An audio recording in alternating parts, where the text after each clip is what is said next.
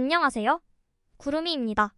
구독과 좋아요 부탁드립니다. 바이에른 뮌헨의 리더십 계층 구조에 대한 정보를 입수한 것으로 알려진 빌트지는 작년의 구조와 크게 다르다고 합니다. 탑에는 토마스 뮬러, 조슈아 키미, 해리 케인이 있고 2위에 노이어 키퍼가 있다고 합니다. 해리 케인은 뮬러, 키미와 함께 탈의실 서열의 최상위에 올라섰습니다. 클럽 내에서 케인의 위치는 형식적인 것으로 간주됩니다.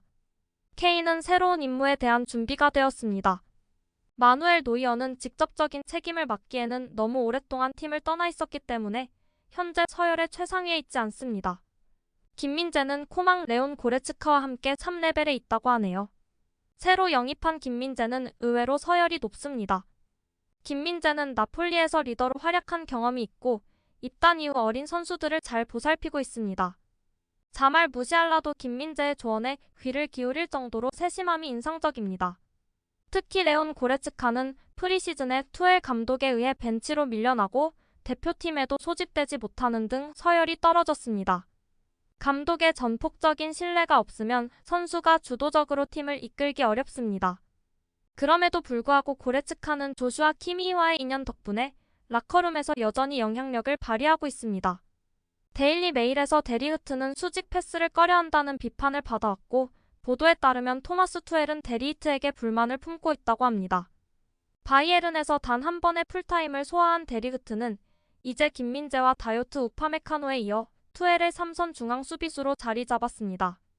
뮌헨의 타블로이드 GTG가 올해 그의 출전 시간이 제한된 정확한 이유를 공개했습니다. 이 매체는 투엘이 데리 흐트의 플레이 스타일에 문제를 제기하며 빌드업이 너무 느리고 측면 패스가 너무 많다고 주장했습니다.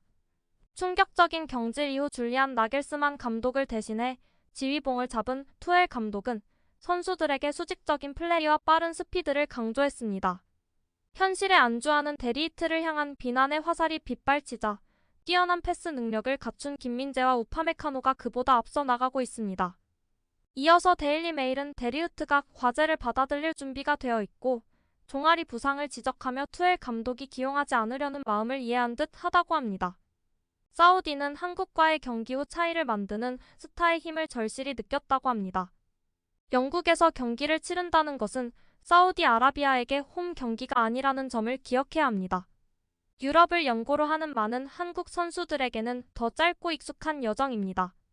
사우디아라비아 리그는 최근 몇 달간 영입한 세계적인 선수들로 인해 나날이 발전하고 있지만 아시아 최고의 팀들은 유럽에서 활약하는 선수가 많은 반면 사우디에는 유럽에서 활약하는 선수가 한 명도 없습니다.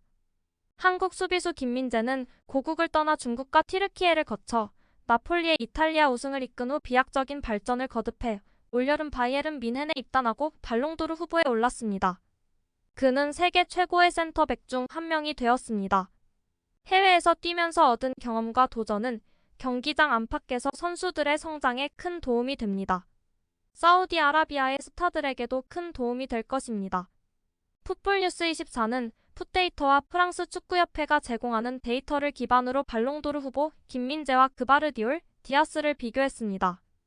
비교는 통계 데이터를 분석하여 공중볼 경합, 수비 경합, 리커버리 비율을 비교했습니다. 첫 번째 센터백 비교에서는 카타르 월드컵에서 뛰어난 활약을 펼친 후 라이프치히에서 한 시즌을 보내고 프리미어리그에서 빛을 발하고 있는 요스코 그바르디올과 스쿠데토 우승을 차지한 나폴리의 기둥인 김민재를 비교했습니다. 결과는 공중볼 경합, 수비 경합, 리커버리 비율에서 김민재가 우세했습니다. 두 번째는 나폴리에서 역사적인 스쿠데토 우승을 차지한 후 바이에른 뮌헨으로 이적한 김민재와 루벤 디아스의 비교였습니다.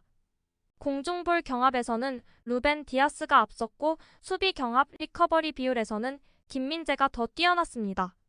마지막으로 맨시티의 센터백 디아스와 요스코 그바르디올을 비교했고 결과는 모두 디아스 승리로 나타났습니다. 며칠 전 구신민에서는 발롱도르 예상 순위에서 그바르디올을 28위, 김민재를 25위, 디아스를 8위에 랭크했었습니다. 하지만 풋데이터가 제공하는 데이터를 기반으로 한 면밀한 통계 분석 결과 김민재의 우위가 분명해졌습니다. 김민재는 그바르디올은 물론 루벤 디아스보다 월등히 뛰어난 성적을 기록했습니다. 전 시즌 세계 최고의 센터백은 김민재입니다. 월요일 파리 구단은 소셜 네트워크에 이강인이 대표팀에 소집되지 않은 여러 선수들과 함께 단체 훈련에 복귀하는 모습을 담은 여러 장의 사진을 올렸습니다. 이강인의 복귀는 루이스 엔리케 감독에게 굉장한 희소식입니다. PSG의 마르코 아센시오는 지난 금요일 유로 2024 예선 도중 스페인과 조지아와의 경기에서 부상을 입어 한 달 이상 결장할 것으로 예상됩니다. 4경기에 3차례 선발 출전해 랑스와 리옹을 상대로 공격진에 배치돼 2골 1도움으로 두각을 나타냈었습니다. PSG는 부상 후 복귀하는 이강인이나 브래들리 바르콜라의 데뷔전을 기대할 수 있습니다. 그리고 이강인은 9월 23일 아시안게임 한국 대표팀에 소집되어 있기 때문에 부상에 더욱 유의해야 합니다. 구독과 좋아요는 제작하는 데 큰 힘이 됩니다. 감사합니다. 다음에 또 보아요.